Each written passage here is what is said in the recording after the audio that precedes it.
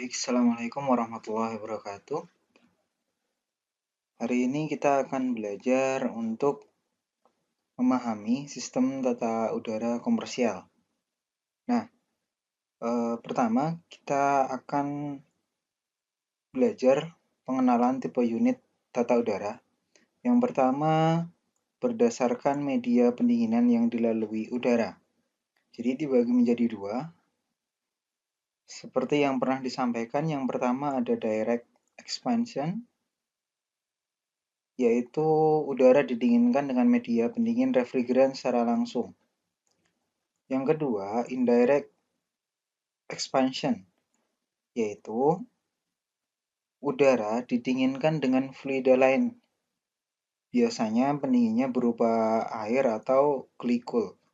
Nah, di mana air dan glikol tadi diproses terlebih dahulu oleh sistem refrigerasi atau chiller.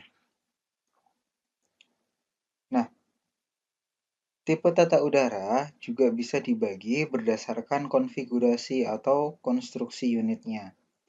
Yang pertama, split unit. Split unit adalah sistem tata udara dibagi menjadi dua unit, indoor dan outdoor. Nah, di sini membutuhkan instalasi pemipaan refrigeran. Yang kedua, compact unit atau disebut juga package unit. Nah, dikenal atau self-contained yang semua komponen berada pada satu kesatuan unit. Nah, masuk ke yang pertama, split unit. Mungkin bagi kita di keseharian sering kita sebut AC split yang ada di rumah-rumah yang sering kita jumpai atau di sekolah misalnya. Nah, untuk AC split unit sendiri itu dia dibagi menjadi dua. Jadi bagian indoor ya dan bagian outdoor. Memang untuk split unit yang di rumah-rumah, bagian indoor biasanya hanya evaporator saja, ya kan? Untuk expansion valve, kondensor, kompresor itu ada di bagian outdoor.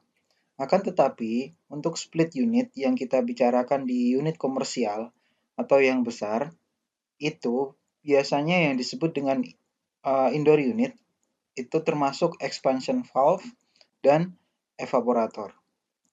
Nah, untuk outdoor unit, itu meliputi kondensor dan kompresor. Ya, jadi yang kita bicarakan di sini split unit untuk kapasitas yang besar dengan tujuan komersial. Sistem tata udara split unit, nah ini untuk condensing unitnya atau bagian outdoor unitnya. Ada yang tipenya air cool atau berpendingin udara. Ya, yang pertama single split. Ini yang sering kita jumpai. Kapasitasnya hanya 0,5 sampai 2,5 PK atau horsepower. Yang kedua, multi split. Ya, multi split itu dia unit outdoor-nya satu, akan tetapi dia bisa melayani beberapa indoor, ya. Nah, di multi split ini akan tetapi di dalamnya ada beberapa kompresor. Bisa dilihat di sini. Jadi di sini tetap ada beberapa suction dan discharge. Jadi dia hanya meringkas saja unitnya. Di dalam sini ada beberapa kompresor. Itu multi split. Jadi memang wujud outdoor-nya satu, indoor-nya banyak. Akan tetapi untuk koneksi ke dalamnya itu tetap di dalam ada kompresor satu-satu. Kapasitasnya 1 sampai 4 PK. Nah, ini untuk yang agak lebih besar, split duct. Orang kalau sering dengar itu split duct ya. Kapasitasnya 3 sampai 30 PK. Kemudian yang lebih besar lagi, nah adalah VRV atau Variable Refrigerant Flow. Di sini bisa sampai 240 PK. Jadi antara outdoor 1, 2, dan seterusnya itu dia bisa dikoneksi. Akhirnya membentuk suatu sistem. Ya, makanya dia kapasitasnya bisa sangat besar. Nah, ini adalah jenis condensing unitnya atau outdoor-nya. Kemudian ini masih split unit ya, untuk split unit. Untuk selanjutnya untuk evaporator unitnya atau indoor unitnya. Di sini disebut ductless atau single zone, artinya bahwa dia tidak menggunakan ducting. Ya, yang pertama wall mountain. Nah, ini yang sering kita temui. Jadi yang sering kita temui itu yang sering kita sebut AC split itu AC split wall mountain. Kapasitasnya 0,5 sampai 2,5. Yang kedua, nah ini untuk kapasitas yang lebih besar. Biasanya ini disukai oleh arsitek karena bentuknya yang beragam dan cukup bagus ya. Ini ceiling cassette untuk ruangan yang agak besar, kapasitasnya 1 sampai 3 PK. Kemudian yang lebih besar lagi, ini ceiling expose. Ini bisa digantung atau bisa disembunyikan di floor, di lantai ya. Dia kapasitasnya 2 sampai 5 PK. Nah, kalau ini yang mungkin juga sering dilihat di masjid yang besar atau kalau orang hajatan, itu disebut floor standing. Ini indoor unit ya, indoor unit. Kalau yang tadi outdoor unit. Jadi indoor unit yang ductless atau dia tidak menggunakan ducting. Selanjutnya, indoor unit yang dia menggunakan ducting. Ya, baik untuk satu area maupun untuk multi area atau beberapa area. Yang pertama, ducted low static. Kapasitasnya 0,5 sampai 6 PK. Ya, masih cukup kecil. Nah, untuk yang lebih besar itu ada ducted high static. Kapasitasnya 3 sampai 30 PK. Nah, di sini ada udara masuk di sini ya. Nah, ini ada filternya gitu.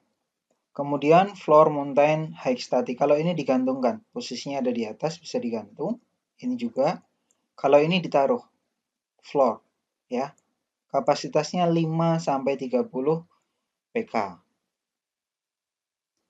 Ingat ini evaporating unit ya atau indoor unit yang dia menggunakan ducting. Nah, bisa diperhatikan di sini. Ini untuk split unit yang single zone, direct expansion. Artinya dia dibagi untuk beberapa area. Ini zona 4, zona 1, zona 2. Jadi masing-masing dia mendinginkan. Ya, ini AC-nya. Ini AC-nya. Ini AC-nya. Outdoor-nya ada di sini. Ya kan? Ini single zone. Jadi masing-masing indoor dia mendinginkan area. Ini bisa menggunakan multi split tadi ya, yang multi split tadi.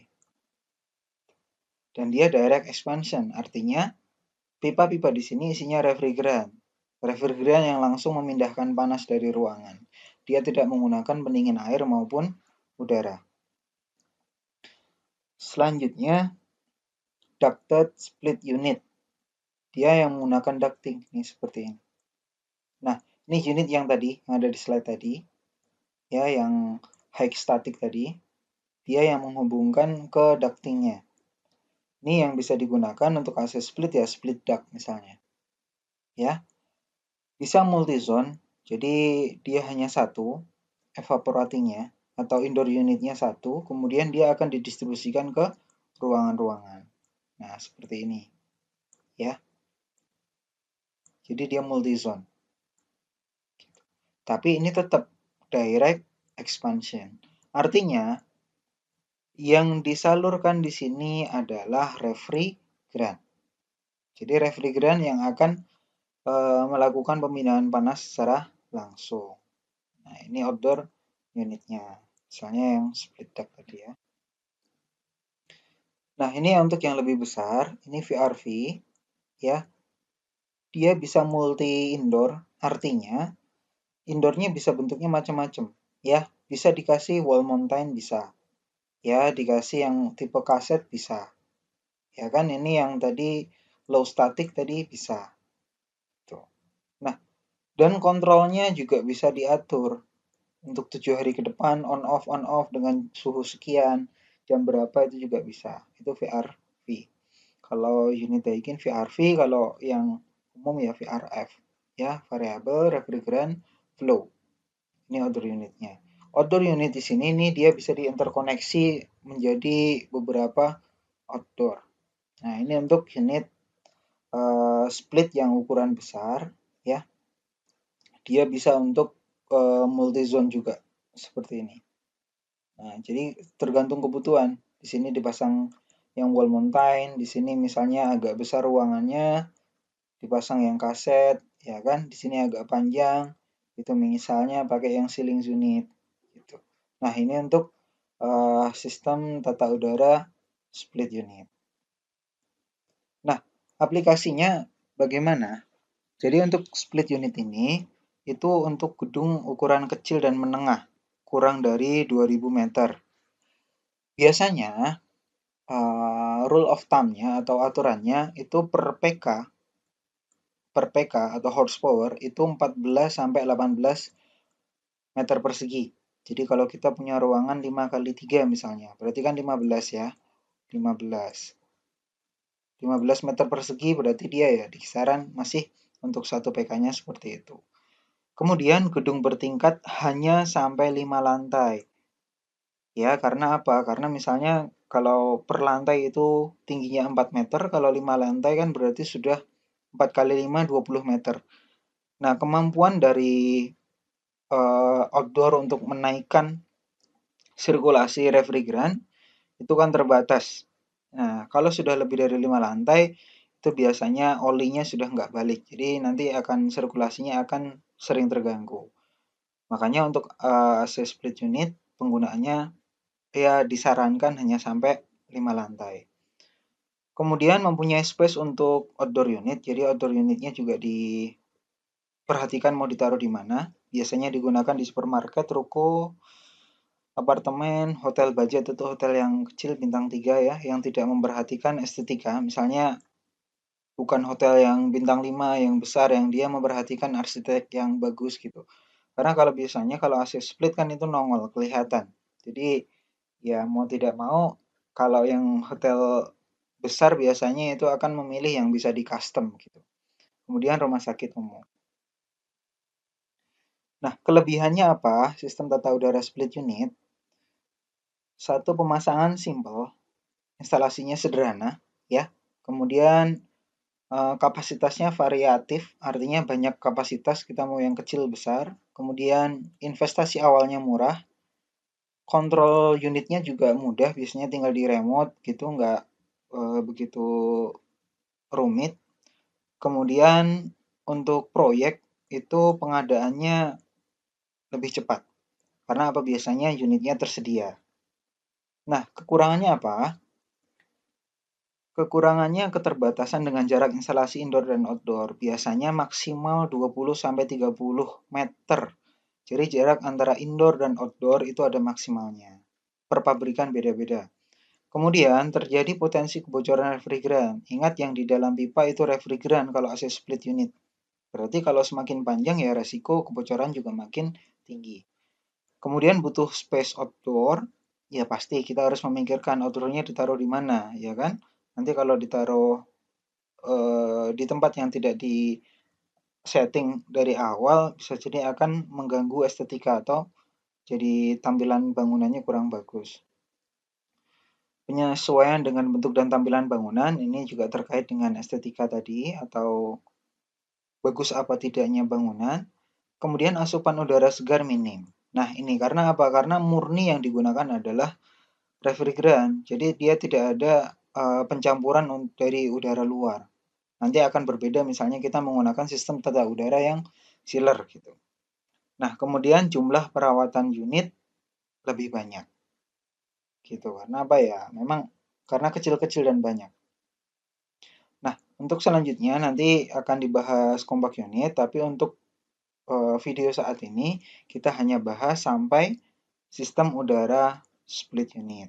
Materi ini saya ambil dari ITSB dan disampaikan oleh tim dari ASRE Indonesia. Terima kasih, selamat belajar, semoga sehat selalu. Salam dari saya, guru kalian Arif Budi Hermawan. Assalamualaikum warahmatullahi wabarakatuh.